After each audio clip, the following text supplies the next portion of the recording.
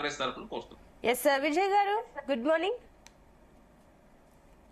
మీ ఎట్లా ఉన్నట్టున్నారు ఒకసారి చూసుకోండి. చెప్పండి. ఎస్ విజయ్ గారు, ఏం చెప్తారు? బహిరంగంగానే అటు ఈటెల రాజేందర్ కమెంట్స్, మొన్నటి వరకు అటు రాజా సింగ్ బహిరంగంగా కమెంట్స్ చేస్తున్నందుకు ఆయన పరిస్థితి రాజీనామా వరకు వెళ్ళింది, దాన్ని ఆమోదించేశారు. ఆ పరిస్థితి ఏంటో మనం చూసాము. ఆ తర్వాత మళ్ళీ బండి సంజయ్ కూడా ఏదైతే ఈటెలకు సంబంధించి బహిరంగంగా ఎవరు మాట్లాడొద్దని ఆయన చెప్పడము, ఆయన కూడా బహిరంగంగా ఆయన ఈ సొంతంగా ఈటెల రాజేందరే మాట్లాడడం, ఇవన్నీ ఒక రకంగా చూస్తుంటే బీజేపీ క్యాడర్లు ఏమన్నా అస్తవ్యస్తంగా మారిపోయిందే మన అంటే బీజేపీ రాష్ట్ర పార్టీ పైన పూర్తిగా ఏమన్నా కేంద్రము దాని గురించి పట్టించుకోవట్లేదా, ఏమనుకోవచ్చు?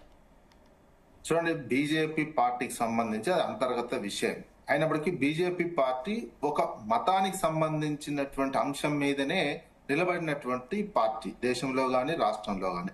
రాష్ట్రంలో అప్పుడప్పుడు ఇలా మతానికి సంబంధించినటువంటి అంశము ఎక్కువ అయినప్పుడు వాళ్ళకి సీట్లు పెరుగుతుంటే వాళ్ళకి ఎమోషన్ ఒకటి కనిపిస్తుంటది. అది పూర్తిగా ఇంకా బలోపేతం తెలంగాణ రాష్ట్రంలో ప్రజల వరకు కింది స్థాయి వరకు ఆ పార్టీ నిర్మాణమై లేనటువంటిది. అప్పుడు ఉన్నటువంటి పరిస్థితుల్లో ఇటు ఈటెల రాజేందర్ కావచ్చు, రాజా సింగ్ లాంటి వాళ్ళు కావచ్చు. రాజా సింగ్ టీడీపీ నుంచి వచ్చినప్పటికీ పూర్తిగా ఆర్ఎస్ఎస్ భావజాలము, హిందూ తత్వము తీసుకున్నటువంటి వ్యక్తి, ఉన్మాదం లాగానే తీసుకున్నటువంటి వ్యక్తి. అయితే అక్కడ అంతర్గత రాజకీయం ఏంది? ఇక్కడ కిషన్ రెడ్డికి రాజా సింగ్ కు పడదు. ఇక్కడ ఏంటి? ఈటెల రాజేందర్, బండి సంజయ్, వాళ్ళిద్దరు బండి సంజయ్, కిషన్ రెడ్డి పాత బీజేపీ ఆర్ఎస్ఎస్ భావజాలం, వాళ్ళు మొదటి నుంచి పార్టీలో ఉన్నటువంటి వాళ్ళు, ఆ పార్టీ సిద్ధాంతానికి కమిట్మెంట్ గా వస్తున్నటువంటి వాళ్ళు. ఈటెల రాజేందర్ విషయమే చూసుకున్నట్లయితే ఈటెల రాజేందర్ ఎక్కడికి పోయినా పార్టీలో నిలకడగా ఉండలేకపోతున్నాడు. ఏ పార్టీలో కూడా తనకు ఒక ఆధిపత్యం కావాలి, తనకు మొత్తం కావాలి. రాష్ట్రం టిఆర్ఎస్ లో ఉన్నప్పుడు ఏమైంది? తనకు ఆర్థిక వనరులు ఇతర అన్ని సమకూరిన తర్వాత పార్టీకి నేనే ఓనర్ అన్నటువంటి సిచ్యువేషన్ తీసుకొచ్చారు. ఇక నేనే ఓనర్ని ఈ పార్టీకి అన్నారు. ఆ పార్టీకి ఓనర్ అన్న తర్వాత ప్రాంతీయ పార్టీకి సంబంధించి ఆ పార్టీల నుంచి వెళ్ళిపోయారు. ఇక్కడ రాజకీయ పరిస్థితులు కలవక, ఆయనకు నచ్చకనం వెళ్ళిపోయినటువంటి సిచ్యువేషన్. వెళ్ళిపోయిన తర్వాత బీజేపీలో ఏముంది? ఆ టైంకి బీజేపీ సెంట్రల్ లో అధికారం ఉంది, తన మీద కేసులున్నాయనో, తన సంబంధించినటువంటి రకరకాల ఆస్తులకు సంబంధించినటువంటి ఎక్కడ ఇబ్బంది వస్తుందో అని ఒక అధికార పార్టీ అండ కావాలని బీజేపీ లేకపోయారు. వాస్తవానికి ఆయన బ్యాక్గ్రౌండ్ అంతా మళ్ళా లెఫ్ట్ ఓరియంటెడ్, నేను లెఫ్ట్ అన్నారు, కులాలకు అతీతంగా ఉంటా అంటారు, ఇవన్నీ చెప్పినటువంటి వ్యక్తి ఈటెల రాజేందర్. కానీ ఎక్కడి వరకు పోయారు? ఒక మతాన్ని ఉన్మాదంతో దేశం అంతా పరిపాలిస్తున్నటువంటి పార్టీ వైపు పోయినటువంటి సిచ్యువేషన్. అక్కడ ఏంది? ఇక్కడ నెక్స్ట్ అధ్యక్షుడు అవుతా, నేనే అధ్యక్షుడిని అనేది ఒక ఇమేజ్ క్రియేట్ చేసుకున్నారు వాళ్ళు. ఇంటర్నల్ గా హైకమాండ్ గాని వీళ్ళు గాని ఇచ్చారో సిగ్నల్ తెలియదు, కానీ బయటికి మాత్రం నెక్స్ట్ కిషన్ రెడ్డి తర్వాత రాష్ట్ర అధ్యక్ష పదవి నేనే పార్టీని లీడ్ చేస్తా, రాష్ట్రం అంతా నేనే లీడర్ని అనే ఒక అంబిషన్ తోటి, ఒక ఊహాలోకంతో ఉన్నట్టు కనిపించింది. ఇప్పుడు దానికి వీళ్ళు బ్రేక్ వేసినటువంటిది.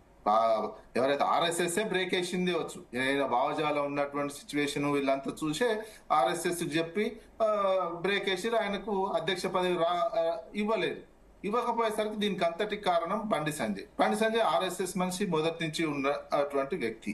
ఆర్ఎస్ఎస్ లో ఆపింది అనేది వస్తున్నటువంటిది. బండి సంజయ్ ఆపిండి అనేది ఇప్పుడు ఇంటర్నల్ గా ఈటెల రాజేందర్ కు ఉన్నటువంటిది మసులుతుంది. మా మనసులో గత కొన్ని రోజుల నుంచి బాగా మసులుతుంది బండి సంజయ్ మీద, ఏమనలేక సెంట్రల్ లో ఆయనకు ఉన్నటువంటి పార్టీలో ఉన్నటువంటి బలం. ఇప్పుడు ఏమైంది? స్థానిక సంస్థల ఎన్నికలు వస్తున్నటువంటి నేపథ్యంలో ఇప్పుడు మల్కాజ్గిరి ఎంపీగా ఉన్నారు. రాజకీయంగా ఏంది? రాష్ట్ర స్థాయి లీడర్ అయితే ఇంకేదైనా బాధ్యత బీజేపీలో ఏ రాష్ట్ర అధ్యక్షుడు ఉంటే ఆ రాష్ట్ర అధ్యక్షుడే పవర్ఫుల్ గా ఉంటది, హైకమాండ్ ఉంటది. ఇప్పుడు ఇక్కడ ఒక మల్కాజ్గిరి ఎంపీగా ఉండి ఇప్పుడు కరీంనగర్ జిల్లాలో జరిగే ఎంపీటీసీ జడ్పీ సర్పంచ్ కి సంబంధించినటువంటి దాంట్లో నాకే కావాలి, మొత్తం నా అభ్యర్థులే ఉండాలి, హుజూరాబాద్ కు సంబంధించిన నియోజకవర్గంలో నా మనసులే ఉండాలి అనే దగ్గర వస్తుంది. అక్కడ ఆయన ఎంపీ బండి సంజయ్ గారు ఉన్నారు. బండి సంజయ్ గారు ఏంటి? బండి సంజయ్ గారు ఎంపీగా తన మనసులను పెట్టుకోవాలి అభ్యర్థులుగా అనేది ఇక్కడ వచ్చినటువంటి తేడా. ఇప్పుడు నాకు అధ్యక్ష పదవి రాకుండా చేశారు, భవిష్యత్తులో నేను హుజూరాబాద్ ఎమ్మెల్యేగానే పోటీ చేసే ఆలోచన ఉన్నట్టు కనిపిస్తుంది. ఈయన చేస్తారో, ఈయన కుటుంబ సభ్యులు చేస్తారో ఆ ఆలోచనతోటి ఇప్పటి నుంచే ఈ రకమైనటువంటి పావులు ఈటెల రాజేందర్ కదినట్టు కనిపిస్తుంది. అక్కడ హైకమాండ్ ఒప్పుకున్న బీజేపీలో ఉండే అటువంటి ప్రజాస్వామ్యం కావచ్చు, వాళ్ళ నిర్ణయాలు కావచ్చు, పూర్తి స్థాయిలో ఆర్ఎస్ఎస్ తీసుకుంటున్నటువంటి నిర్ణయాలు పాతగా ఉన్నటువంటి కిషన్ రెడ్డి, బండి సంజయ్, లక్ష్మణ్, ఇంద్రసేనారెడ్డి వీళ్ళ అభిప్రాయానికి వాల్యూ ఎక్కువ ఉంటుంది బీజేపీలో. ఈయన మధ్యలో పోయినటువంటి వ్యక్తిగానే చూస్తారు ఆ బీజేపీకి సంబంధించినటువంటి. ప్రభుత్వం వచ్చిన తర్వాత ఏదైనా పోస్ట్ ఇవ్వడం వేరు, అంతర్గతంగా పార్టీకి సంబంధించినటువంటి దాంట్లో వాళ్ళ పార్టీ కమిట్మెంట్ ఉన్నటువంటి వాళ్ళకి రామచంద్రరావు కట్టబెట్టినటువంటి విషయం కనిపించింది. ఇప్పుడు ఆ బండి సంజయ్ మీద ఉన్న కోపాన్ని ఇలా మాటల ద్వారా మన కార్యకర్తలు వచ్చి కలిసినప్పుడు తాను పోరాటం చేసిన గతంలో టిఆర్ఎస్ పార్టీలోని టిఆర్ఎస్ పార్టీకి సంబంధించినటువంటి అధినేత ఇచ్చినటువంటి లక్ష్యాలను ఆ పార్టీలో ఉన్నటువంటి నాయకునిగా పూర్తి చేసినటువంటి అంశాలు. పోరాటం వైఎస్ రాజశేఖర రెడ్డి మీద టిఆర్ఎస్ ఎల్పీ నేతగా ఉన్నప్పుడు కావచ్చు, ఇంకేదైనా కావచ్చు, తను టిఆర్ఎస్ పార్టీలో ఆ పార్టీ విధానపరమైనటువంటి నిర్ణయాలు తీసుకున్నారు. ఆ నిర్ణయాలకు అనుగుణంగా అప్పుడు ఉన్నటువంటి బాధ్యతల నేపథ్యంలో ఫైట్ చేసినటువంటి వ్యక్తిగా ఉన్నటువంటిది. ఇప్పుడు ఇక్కడ మల్కాజ్గిరి ఎంపీగా ఉండి కరీంనగర్ నాదే అంటే కరీంనగర్ ఎంపీ ఊరుకోరు, ఆయన సెంట్రల్ మినిస్టర్ గా ఉన్నారు. ఇది ఉన్నది.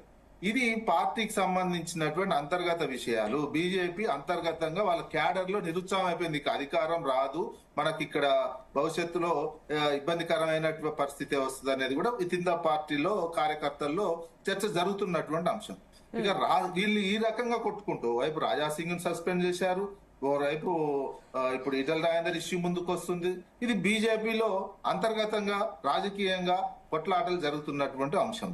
ఇదే అంశం ఇట్లా కాంగ్రెస్ లో కూడా మొదలైనాయి. నిన్న కోమటిరెడ్డి రాజగోపాల్ రెడ్డి మొదలు పెట్టాడు కదా, ఇక సీఎం నేనే ముఖ్యమంత్రిగా ఉంటా అని రేవంత్ రెడ్డి అంటే అట్లా ఎట్లుంటావు, మీ పార్టీకి సంబంధించిన విధాన నిర్ణయాలు సెంట్రల్ లో జరుగుతాయి అనే విషయాన్ని క్రమంగా అసమ్మతిగా వీళ్ళిద్దరు కూడా ఏంది గతంలో బీజేపీలో ఉన్న వాళ్ళే. ఈటల రాజేందర్ గాని అదే విధంగా కోమటిరెడ్డి రాజగోపాల్ రెడ్డి గాని లాస్ట్ మూమెంట్ లో రాజీనామా బీజేపీ నుంచి బై ఎలక్షన్స్ కూడా ఈ రెండు నియోజకవర్గాలనే వచ్చినాయి.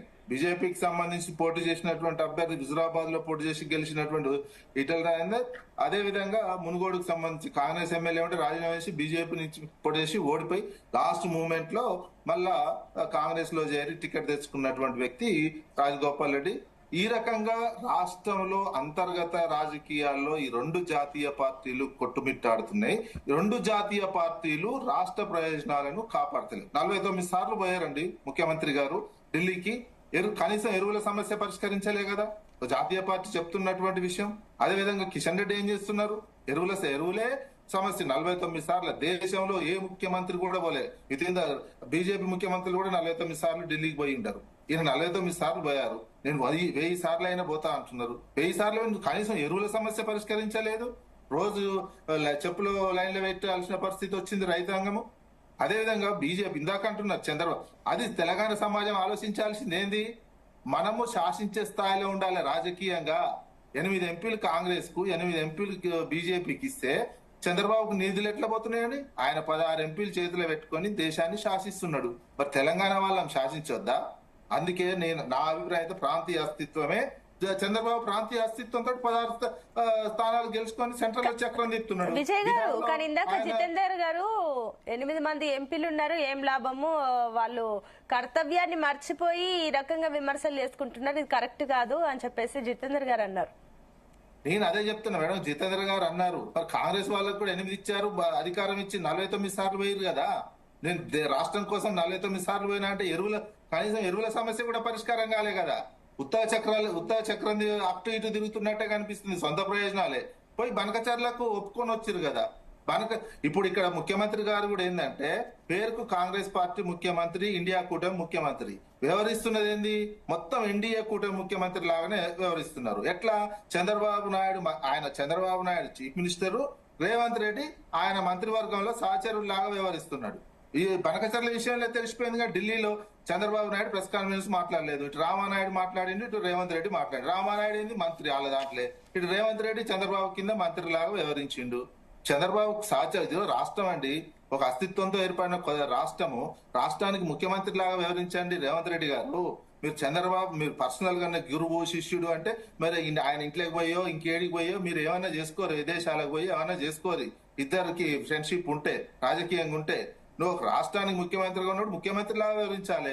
ఒక ఆయనకు బానిసలాగా ఆయనకు గోదావరి జలాలు హక్కు కట్టబెట్టే విధంగా ఒక వివరించి ఆయన మంత్రివర్గ సహచరులాగా వేస్తే డబ్బులు కూడా ఆంధ్రప్రదేశ్ కంటే మనం ఎక్కువ కేంద్రానికి డబ్బులు ఇస్తున్నాం. దేశాన్ని సాగుతున్న రాష్ట్రాల్లో తెలంగాణ ఉంది. ఆ రకమైనటువంటి స్టాండర్డ్ గా గట్టిగా నిలబడాలి. కానీ మొత్తం ఆయన కనపడగానే 2 చేతులు ఇచ్చి మొత్తం వంగి దండాలు పెట్టినట్టు బనకచర్లు ఒప్పేసుకొని హక్కులన్నీ వదిలేసుకొని తెలంగాణ ముఖ్యమంత్రిలాగా వివరించండి. చంద్రబాబు నాయుడు సహచరులాగానే చంద్రబాబు నాయుడు కోసం అప్పుడు డబ్బులు తీసుకుపోయినట్టు వ్యవహరించకండి ముఖ్యమంత్రి గారు. అదే ఆయన పేరుకు కాంగ్రెస్ ముఖ్యమంత్రి వ్యవహరిస్తుంది, మాత్రం ఎన్డీఏ ముఖ్యమంత్రి లాగా వ్యవహరిస్తున్నారు. ఇప్పుడు ఈ సిచ్యువేషన్ ని బీఆర్ఎస్ కి కలిసి వస్తుంది అనుకోవచ్చా? అటు 2 జాతీయ పార్టీల నడుమ అటు బీఆర్ఎస్ దీన్ని కలిసి వచ్చే అంశంగా చూసుకోవచ్చా? కలిసి వస్తుంది. ఎందుకంటే ప్రజలు అబ్జర్వ్ చేస్తున్నారు కదండి. 2 జాతీయ పార్టీల వల్ల ఇప్పుడు కాంగ్రెస్ పార్టీ నాయకులే చెప్తున్నారు చంద్రబాబు నిధులన్నీ తీసుకోబోతున్నాడు. ఎందుకు తీసుకోబోతున్నాడు? ఆయన ప్రాంతీయ పార్టీ 16 సీట్లు గెలుచుకొని మోడీనే ఇస్తావా మోడీ అని సవాల్ చేస్తుండు. మోడీ బనకచర్ల నాకే ఈ నీళ్ళు నాకు ఇప్పి అనగానే ఇప్పిచ్చేస్తుండు.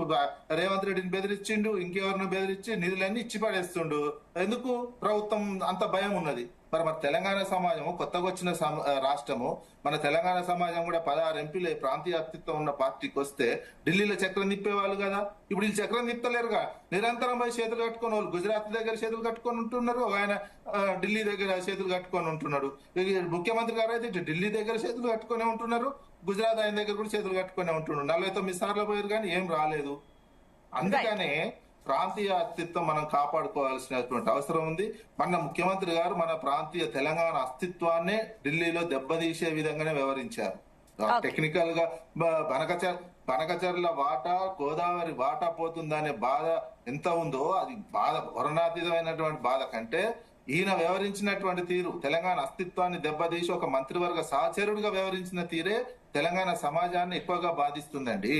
రాష్ట్రం వచ్చినట్టు గుర్తించట్లేడు. రేవంత్ రెడ్డి గారే గుర్తిస్తారు. ఎందుకంటే ఆయన తెలంగాణ రేవంత్ రెడ్డి గారే ఇదో రాష్ట్రము, నేను రాష్ట్రానికి ముఖ్యమంత్రి అనేది చంద్రబాబు కనపడగానే ఆయన షేక్ అయిపోతున్నాడు. ఎందుకో మరిగా రాష్ట్రానికి ముఖ్యమంత్రి లాగా వ్యవహరించట్లేరు. ఇది తెలంగాణకు నష్టం చేస్తుంది, తెలంగాణ సమాజం ఆలోచిస్తుంది అని నేను అనుకుంటున్నాను.